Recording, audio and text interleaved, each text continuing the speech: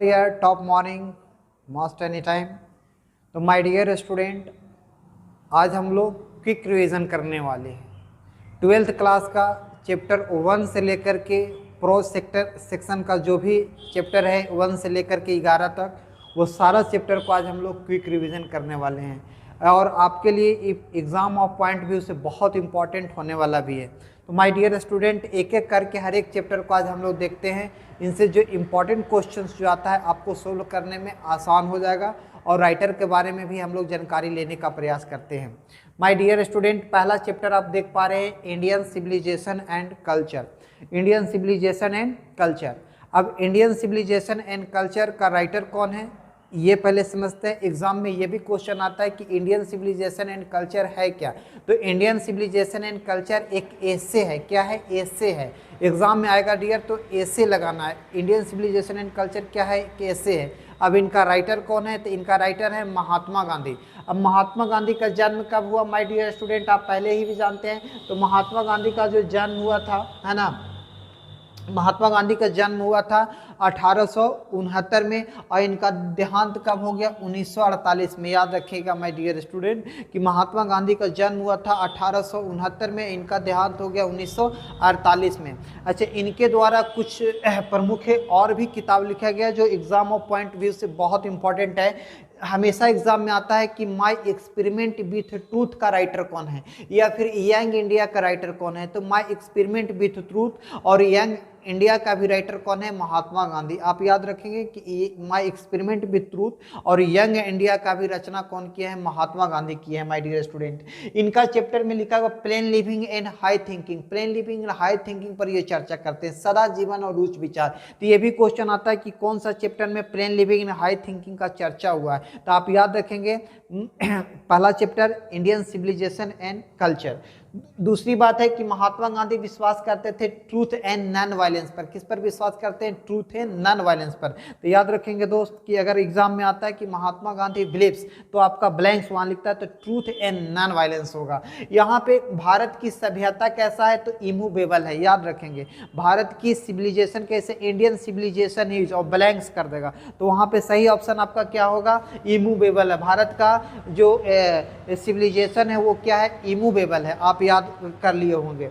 अब हम लोग थोड़ा सा दूसरा चैप्टर में देखने का प्रयास करते हैं। पहला चैप्टर को हम लोग डिस्कस किए, अब सेकंड चैप्टर में हम लोग डिस्कस करते हैं या फिर इसको समझने का प्रयास करते हैं। सेकंड चैप्टर है my dear student Bharat is my home. तो भारत इज माय होम है क्या भाई? तो भारत इज माय होम एक स्पीच है माय डियर स्टूडेंट। याद रखिएगा भारत इज माय होम एक क्या है? स्पीच है। किनके द्वारा लिखा गया है? तो डॉक्टर जाकिर हुसैन के द्वारा लिखा गया है। किनके द्वारा लिखा गया है? डॉक्टर जाकिर हुसैन के द्वारा लिखा गया है। अब डॉक्टर जाकिर हुसैन का जन्म कब हुआ? तो 1897 में हुआ और इनका देहांत कब हो गया? 1969 में हो गया। आप यहाँ पे देख पा भी रहे होंगे 1897 और 1969। एक्चुअली ये स्पीच जो दिए थे माय डियर स्टूडेंट, जब हमारे देश के प्रेसिडेंट बने, हमारे देश का जब ये राष्ट्रपति बने 1967 में, तो एक स्पीच दिए और उस स्पीच को ही आपका पूरी तरह से स्पीच को क्या किया गया है? छाप दिया गया है किताब में। तो ये भारत इज माय होम में क्या है? स्पीच है जो किनके द्वारा डिलीवर किया गया है? डॉक्टर जाकिर हुसैन के द्वारा किया गया है। कौन डिलीवर किए हैं? डॉक्टर जाकिर हुसैन डिलीवर किए हैं। अच्छा, ये लाइन हमेशा पूछता है past is not dead, it is a live and dynamic. Past कभी मरता नहीं, इतिहास कभी मरता नहीं, वो हमेशा चलते रहता है। और पूछ देगा कि ये जो लाइन है कहाँ से लिया गया है? तो आप याद रखेंगे ये लाइन है जो भारत इज माय होम से लिया गया है, जिसके रचनाकार कौन है? डॉक्टर जाकिर हुसैन है। कौन है? डॉक्टर जाकिर हुसैन है। ठीक है। अच्छा, राष्ट्रपति बनने से पहले डॉक्टर जाकिर हुसैन बिहार के गवर्नर थे। कहाँ के गवर्नर थे? बिहार के गवर्नर थे। ठीक है ना। राष्ट्रपति बनने से पहले डॉक्टर जाकिर हुसैन बिहार के क्या थे? गवर्नर थे। अच्छा, हमेशा क्वेश्चन आता है कि टू एस्पेक्ट्स ऑफ वर्क होता है, दो तरह के काम होते हैं माय डियर स्टूडेंट। एक होता है सोशल और एक होता है इंडिविजुअल। एक क्या होता है? एक होता है सोशल और एक होता है इंडिविजुअल। इंडिविजुअल और सोशल, अगर वहाँ पे देता there are two aspects of work, एक इंडिविजुअल लिख दिया और फिर वहाँ पे ब्लैंक्स कर दिया तो एक सोशल लगेगा, यानी उसमें क्या लगा देना है? एक सोशल वहाँ पे फिलअप कर देना है। तो यहाँ पे आपको क्वेश्चन बन जाएगा। तो दूसरा चैप्टर को हम लोग डिस्कस करने का प्रयास कर रहे थे जो था Bharat is my home which has been compose by doctor Zakir Hussain. और डॉक्टर जाकिर हुसैन बिलोंग करते हैं हैदराबाद से। याद रखेंगे हैदराबाद से। तीसरा चैप्टर है माय डियर स्टूडेंट, इसको आज हम लोग डिस्कस करने का प्रयास करते हैं, a pinch of snap. Pinch of snap. आप पिंच ऑफ स्नैप को हम लोग समझने का प्रयास करते हैं। तो अब पिंच ऑफ स्नैप है क्या? तो अब पिंच ऑफ स्नैप एक ह्यूमरस स्टोरी है। कैसा स्टोरी है my dear student? Humorous story है। अब किनके द्वारा ये कंपोज किया गया, किनके द्वारा ये लिखा गया? तो ये लिखा गया मनोहर मालगांकर के द्वारा। मनोहर मालगांकर आए कब? तो मनोहर मालगांकर आए थे 1913 में और इनका देहांत हो गया 2010 में। आए थे 1913 में और देहांत हो गया 2010 में, है ना।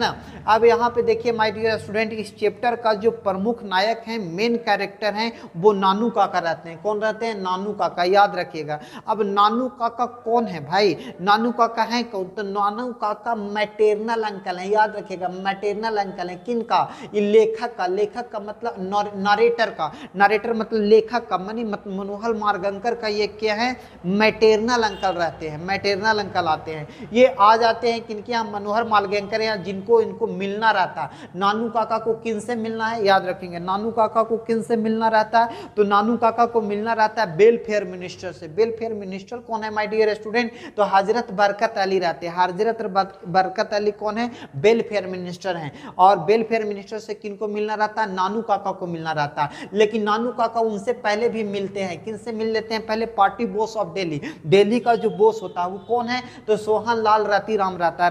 सोहन लाल रतिराम क्या है? तो पार्टी बॉस ऑफ दिल्ली रहता है। अच्छा, इसी का सन है। सन का मतलब इनका एक बेटा है। कौन है? रतिराम। रतिराम क्या रहता है? इनका पुत्र रहता है। और रतिराम जो है फ्रेंड है किनका फ्रेंड है ना? मनोहर मालगांकर का। यानी रतिराम किनका फ्रेंड है? मनोहर मालगांकर के। तो इस तरह से नानू काका एकदम एक फ्रॉड आदमी रहते हैं, बिल्कुल फ्रॉड, जो फ्रॉड करके लोगों से क्या करते हैं? मिलने का प्रयास करते हैं या उनसे वो मिलने का प्रयास करते हैं माय डियर स्टूडेंट। तो यहाँ पे हम लोग तीसरा चैप्टर को डिस्कस कर रहे थे, अ पिंच ऑफ स्नफ, जो किनके द्वारा लिखा गया है? मनोहर मालगांकर के द्वारा लिखा गया है। अब हम लोग चौथा चैप्टर पर आते हैं दोस्तों, इसको समझने का प्रयास करते हैं। चौथा चैप्टर है my dear student, I have a dream. अब आई हैव अ ड्रीम का राइटर कौन है? तो आई हैव अ ड्रीम का राइटर है मार्टिन लूथर किंग जूनियर। कौन है? Martin Luther King junior. अब मार्टिन लूथर किंग जूनियर के बारे में थोड़ा सा हम लोग डिस्कस करते हैं। हालांकि पहले हम लोग इसको समझ लेते हैं कि आई हैव अ ड्रीम है क्या। तो आई हैव अ ड्रीम बबुआ, ये आपका स्पीच है। क्या है? स्पीच है। ये भी स्पीच दिया गया है। किनके द्वारा दिया गया? तो मार्टिन लूथर किंग जूनियर के द्वारा गया। अब मार्टिन लूथर किंग जूनियर, थोड़ा सा राइटर के बारे में जानकारी लेते हैं ताकि आपको ऑब्जेक्टिव बनाने में बिल्कुल आसान हो जाएगा। अब मार्टिन लूथर किंग जूनियर जो है बाबू 1929 में इनका जन्म हुआ, लेकिन 1968 में इनको क्या किया गया? एसासिनेट कर दिया गया, मार दिया गया। बेचारा को इनको क्या कर दिया गया? मार दिया गया। ये रह नहीं पाए, यानी doctor sorry Martin Luther King junior ज़्यादा दिन तक नहीं रह पाए, इनको क्या कर दिया गया? मार दिया गया। हालांकि 1963 में क्या दिए हैं? स्पीच दिए। उसी स्पीच को आपका चैप्टर में छापा गया है। तो आप याद रखेंगे माय डियर स्टूडेंट कि Martin Luther King junior speech कब दिए थे? तो 1963 में दिए थे। कहाँ दिए थे?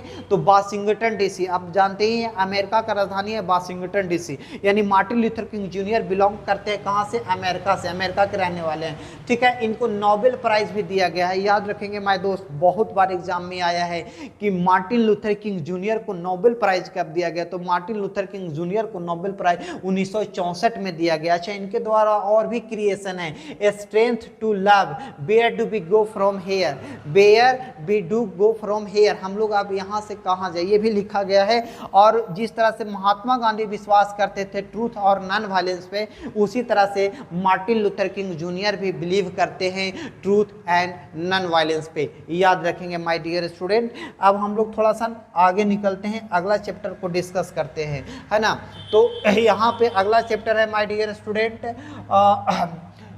ideas that have helped mankind, ideas that have helped mankind, which has been written by Bertrand Russell. किनके द्वारा लिखा गया है? बर्ट्रैंड रसेल के द्वारा लिखा गया। अब बर्ट्रैंड रसेल का यहाँ पे समझने का प्रयास कीजिए। बर्ट्रैंड रसेल का जो जन्म हुआ कब हुआ? 1872 में हुआ और इनका देहांत कब हो गया? 1970 में हो गया। यानी सेंचुरी मारने से 2 रन पहले ये इनका विकेट गिर गया बाबू, यानी यहाँ से ये चले गए। ठीक है ना। तो मार्टिन, अच्छा ये कहाँ से बिलोंग करते हैं? तो इंग्लैंड से बिलोंग करते करते हैं। मार्टिन बर्ट्रैंड रसेल कहाँ से बिलोंग करते हैं?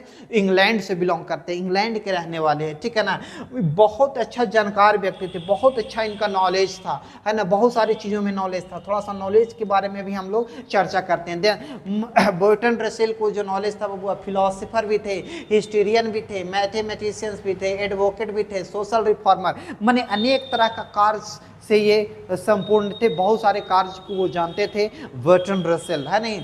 अच्छा, इनके द्वारा इनको भी नोबेल प्राइज दिया गया। याद रखिएगा माय डियर स्टूडेंट, कितना बार आपका एग्जाम में पूछ चुका है कि बर्ट्रैंड रसेल को नोबेल प्राइज कब मिला है? तो बर्ट्रैंड रसेल को नोबेल प्राइज 1950 में मिला। When did get Nobel prize by Bertrand Russell? Bertrand Russell को नोबेल प्राइज कब मिला? तो 1950 में मिला है।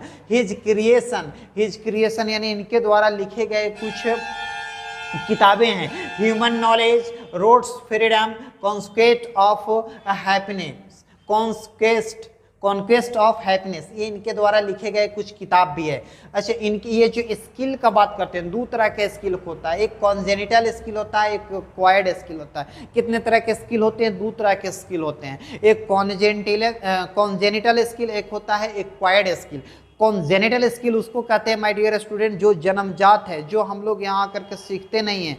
और एक्वायर्ड स्किल उसको कहा जाता है जो हम लोग यहाँ आकर के सीखते हैं, उसको क्या कहा जाता है? एक्वायर्ड स्किल कहा जाता है। तो दो तरह के स्किल होते हैं, कॉन्जेनिटल स्किल और एक्वायर्ड स्किल। और हम लोग थोड़ा सा और आगे निकलते हैं और आगे समझने का प्रयास करते हैं। छठा चैप्टर पर हम लोग आ गए। छठा चैप्टर में क्या है? 6th चैप्टर हुआ। अब 6th चैप्टर में क्या है? The artist. अब द आर्टिस्ट का राइटर क्या है? तो स्टोरी है। द आर्टिस्ट क्या है? स्टोरी है। किनके द्वारा लिखा गया है बबुआ? तो सीगा नायो के द्वारा लिखा गया। डियर स्टूडेंट याद रखेंगे, सीगा नायो, यानी द आर्टिस्ट का राइटर कौन है? सीगा नायो। अब सीगा नायो का जन्म कब हुआ? 1883 में। इनका देहांत कब हो गया? 1971 में। 1883 में आए और 1971 में इनका क्या हो गया? देहांत हो गया। इस चैप्टर में बबुआ सबसे जो टैलेंटेड बॉय रहता है वो सीबी है, और सीबी का इंटरेस्ट हो जाता है किस में? गुअर्ड में। बहुत बार एग्जाम में आता है क्वेश्चन माय डियर स्टूडेंट कि सीबी इज इंटरेस्टेड इन और ब्लैंक्स। तो सही आंसर होगा आपको गुअर्ड। किस में इंटरेस्टेड हो जाते हैं? गुअर्ड में इंटरेस्टेड हो जाते हैं। तो गुअर्ड से इनका क्या हो जाता है? रिलेशन बन जाता है। और जब भी जाता है सीबी तो उधर से क्या लेकर के आ जाता है? गुअर्ड लेकर के आ जाता है। तो ये गुअर्ड पर लिखा गया स्टोरी है। इसके बाद आप अगला चैप्टर को आप समझने का प्रयास कीजिए। A child is born. अब चाइल्ड इज बॉर्न को हम लोग समझते हैं बच्चे का जन्म। किनके द्वारा लिखा गया? तो जर्मन ग्रीर के द्वारा लिखा गया my dear student. Germaine Greer के द्वारा लिखा गया है अ चाइल्ड इज बॉर्न। अब अ चाइल्ड इज बॉर्न का लिखने का कौन काम किए हैं? German Greer. का जन्म कब हुआ? 1939 में। लेकिन ये कहाँ के रहने वाले हैं? ऑस्ट्रेलिया के रहने वाले थे। जर्मन ग्रीर कहाँ से बिलोंग करते हैं? ऑस्ट्रेलिया से बिलोंग करते हैं। याद रखेंगे, ऑस्ट्रेलिया से बिलोंग करते हैं कौन? जर्मन ग्रीर, है नहीं। अब इनके द्वारा एक बहुत ही एग्जाम में हमेशा पूछता है politics of human fertility. Politics of human fertility किनके द्वारा लिखा गया? तो ये भी जर्मन ग्रीक के द्वारा ही लिखा गया है। अ चाइल्ड इज बॉर्न का भी राइटर कौन है? जर्मन ग्रीक है, जो ऑस्ट्रेलिया से बिलोंग करते हैं। और ये इनका पॉलिटिक्स ऑफ ह्यूमन फर्टिलिटी का भी रचना कौन किए हैं? तो जर्मन ग्रीक किए हैं। आपको आई होप दैट इस बात को आप याद कर पा रहे होंगे। नेक्स्ट अगला चैप्टर है माय डियर स्टूडेंट 8 नंबर पर, how free is the press. How free is the press का राइटर कौन है? ये किनके द्वारा लिखा गया? थोड़ा सा हम लोग पहले समझते हैं। तो how free is the press लिखा गया है डॉर्थी एल सेयर्स के द्वारा। किनके द्वारा लिखा गया है? डॉर्थी एल सेयर्स के द्वारा लिखा गया how free is the press. अब my dear student Dorothy L Sayers का जन्म कब हुआ? तो 1893 में हुआ। इनका देहांत 1957 में हो गया। और बिलोंग कहाँ से करती हैं? ये बिलोंग करती हैं इंग्लैंड से। कहाँ के रहने वाली हैं? इंग्लैंड के रहने वाली हैं, है ना। अच्छा, first graduate women of Oxford university. पहली वुमेन है, पहली वुमेन जो ऑक्सफोर्ड यूनिवर्सिटी से ग्रेजुएट की थी वो कौन थी? डॉर्थी एल सेयर्स थी। और ये how free is the press है वो क्या है? एसे है। याद रखिएगा, एसे है। ये भी आपको पूछता है कि how free is the press है क्या? स्टोरी है, ह्यूमरस स्टोरी है, एसे है। तो एसे लगाना, ये क्या है? एसे है ना। अब आगे चैप्टर को और हम लोग समझने का प्रयास करते हैं। नेक्स्ट आपका क्वेश्चन 9th में आपका है दी अर्थ, है ना। अब दी अर्थ का राइटर कौन है? एच.ई. बेट्स है। अब एच.ई. बेट्स के बारे में हम लोग समझने का प्रयास करते थे। एच.ई. बेट्स कहाँ के रहने वाले थे? इंग्लैंड के रहने वाले हैं। एच.ई. बेट्स कहाँ के रहने वाले? इंग्लैंड के रहने वाले हैं। अब एच.ई. बेट्स बबुआ जो चैप्टर लिखे हैं, है ना, इनके द्वारा एक और प्रमुख चैप्टर है बर्ड्स ऑफ मे। क्या है? Birds of May. और इनका जन्म हुआ था 1905 में और देहांत हो गया 1974 में। 1905 में आए और 1974 में चले गए। एक्चुअली ये एच.ई. बेट्स एक ऐसी राइटर हैं जो हमेशा कंट्री साइड पर लिखते हैं, देहाती क्षेत्र के बारे में लिखने का काम करते हैं एच.ई. बेट्स। अच्छा, ये जो काम किया है, इसमें जो लिखने का काम किया एक जॉनसन है। जॉनसन एक क्या रहता है? पीजेंट रहता है। पीजेंट का मतलब क्या होता है? फार्मर। अब इसी का एक बेटा है कौन? बेंजी। अब बेंजी का इंटरेस्ट जो हो जाता है माय डियर स्टूडेंट मुर्गी पालन में हो जाता है, पोल्ट्री फार्म खेलता है ना। अब पोल्ट्री फार्म खोलने के बाद वो अपना मुर्गी पालन को क्या करता है? बढ़ाने का काम करता है ना, इंटरेस्टेड हो जाता है। 10 चैप्टर में है my dear student how Indian through a traveller eyes. Indian through a traveller eyes. अब Indian through a traveller eyes का राइटर कौन है, इसको हम लोग समझते हैं।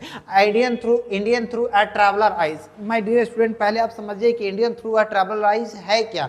तो Indian through a traveller eyes travelogue है। ट्रैवलॉग का मतलब होता है यात्रा वृत्तांत। तो वे यात्रा पर आई हैं भारत में और जो देखिए उसी चीज को क्या किए हैं, पूरी चैप्टर में छापने का प्रयास किए हैं, है नहीं। अच्छा, इन लिखे कौन है? पर्ल्स एस बक। 1892 में 1973 में इनका जन्म 1892 में हुआ, 1973 में घसक लिए, है नहीं। अच्छा, रियर्ड बाय इन चाइना। इनका पालन पोषण कहाँ हुआ? चाइना में हुआ, लेकिन जन्म कहाँ हुआ था? अमेरिका में। ये जन्म लेती हैं अमेरिका में, लेकिन बाद में जा करके, है ना, अमेरिका में इनका जन्म होता है बबुआ, लेकिन बाद में जा करके चाइना में शिफ्ट कर जाती हैं, ठीक है ना। तो इनके द्वारा अच्छा, हर क्रिएशन, इनके द्वारा और भी प्रमुख किताबें हैं, द गॉड्स ऑफ अर्थ और my beloved. The gods of earth और माई बिलव्ड, ये भी एग्जाम में पूछता है कि द गॉड्स ऑफ अर्थ का राइटर कौन है, तो आपका पर्ल्स एस बक है। अच्छा, इनको भी नोबेल प्राइज दिया गया है, याद रखिएगा। 3 राइटर को मैं नोबेल प्राइज बताया हूं, Bertrand Russell, Martin Luther King junior, और अभी हम बात कर रहे हैं Pearls S Buck. Martin Luther King junior को मिला था 1964 में, बर्ट्रैंड रसेल को मिला 1950 में, और फिर 1938 में नोबेल प्राइज किनको मिला है? तो 1938 में नोबेल प्राइज मिला है पर्ल्स एस बक को, है ना।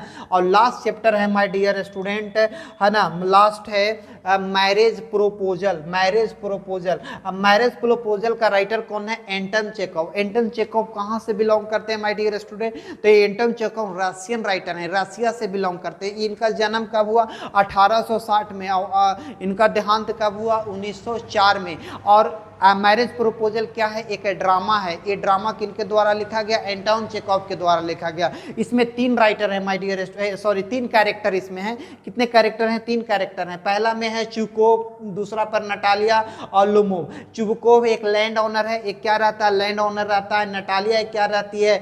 नटालिया डॉटर है किसका? चुबकोव का। और लुमोव क्या है? एक नेबर है। और दोनों में क्या होता है? मैरिज होता है। लेकिन बीच बीच में दोनों के को लेकर के, ओक्समिडोव्स के लिए, एक्वाडोर के लेकर के बहुत बड़ा झगड़ा भी होता है। तो आई होप दैट अभी जो हम लोग क्विक रिवीजन को देख रहे थे आपको समझ में आया होगा, है नहीं। और okay, thanks for watching my video. Thanks a lot my dear. जय श्री राम।